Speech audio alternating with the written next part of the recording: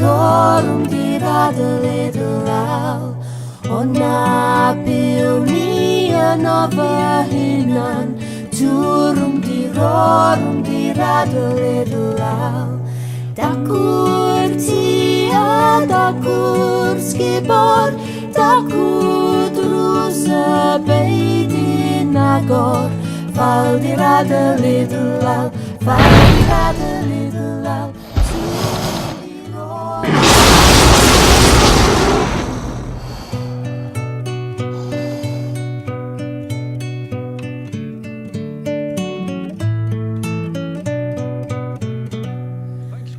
Here we are at Gwrych Castle, and I have Lewis here from part of the castle team. Today is the dragon hunt, Lewis. How's these last couple of days gone? Well, I've only been here today, and to be perfectly quite honest, there are so many people, it's unbelievable. It's really well attended. It's very, very good indeed. Yeah. And do they have the peacocks loose in the castle now? Well, we generally have 2 peacocks here, and somebody came along early today and asked me what colour a peacock's eggs were. And when I told them that peacocks don't lay eggs, they couldn't believe it. It's peahens who lay them. Very good.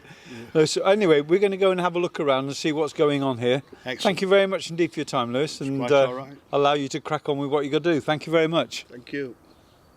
Hello, Samuels. What's your job here? My job is the knight of the castle, the defender of people, the saviour of the dragon. Ah, right. So you make sure nobody's going to take the dragon's eggs and things like that?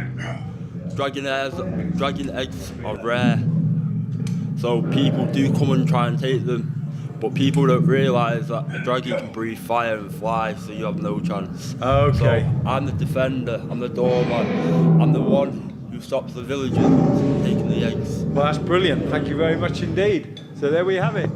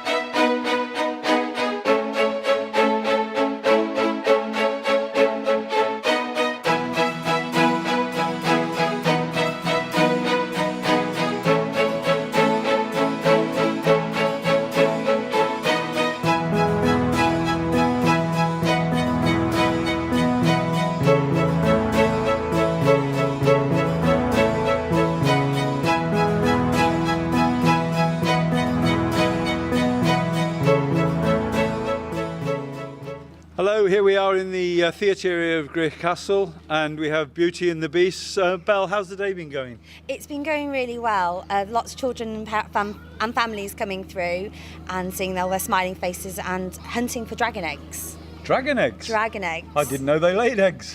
They do, apparently. Oh, fantastic.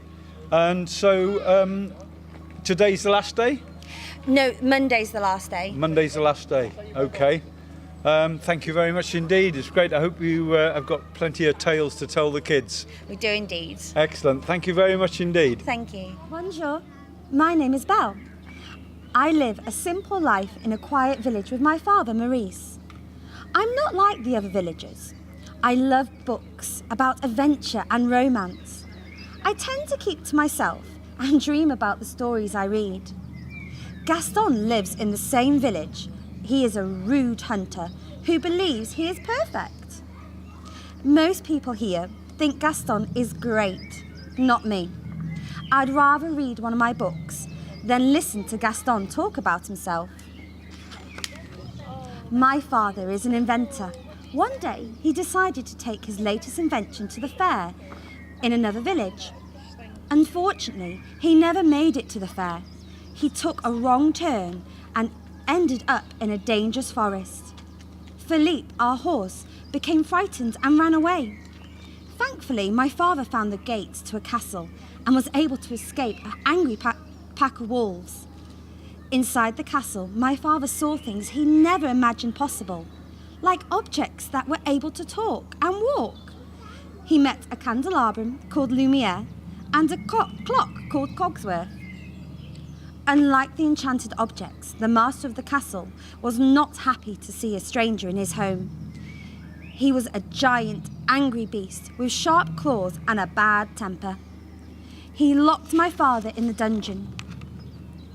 I had no idea my father was in trouble when Gaston came to visit me. He asked me to marry him and was angry when I said no. There was no way I was going to marry such a rude man. Shortly after Gaston left, Philippe returned without my father. I made Philippe take me to him. I found my father in the castle, in a cell, but then the beast found me. I was really frightened, and I begged him to release my father and keep me as prisoner instead. The beast agreed, as long as I promised to stay in the castle forever.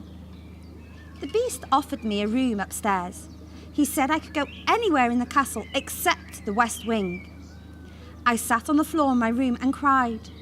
Then Cogsworth came in to my room with a teapot called Mrs. Potts, who did her very best to cheer me up. All the enchanted objects in the castle treated me as their special guest. They made a spectacular feast, complete with dancing, singing, and lots of fun. After dinner, I decided to explore the castle. Despite the beast's instructions, I went to the west wing. There, I found a magic rose. The beast was furious when he found me.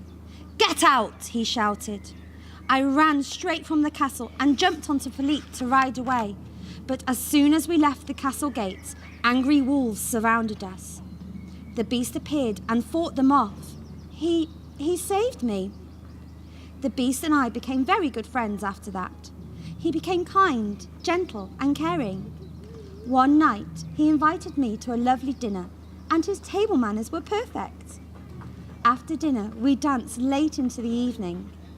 I was happy with the beast, but I missed my father. The beast showed me a magic mirror. I could see my father in the mirror, but he was sick. Even though I had promised to stay in the castle forever, the beast let me leave to be with my father. He gave me the magic mirror so I would always remember him. When I returned home, Gaston had plans to lock my father away. He thought my father was crazy because of the wild stories he told about the beast. I showed Gaston the beast in the mirror to prove my father was telling the truth. But Gaston gathered the villagers and went to attack the castle and the beasts. I hurried to the castle to stop Gaston, but I was too late. The beast was badly hurt. I hugged him and told him that I loved him. And then something amazing happened. He transformed into a human, to a prince. The beast and all the servants in the castle were under a magic spell. Our love for each other had broken the spell, and we lived happily ever after, just like the characters in one of my favourite books.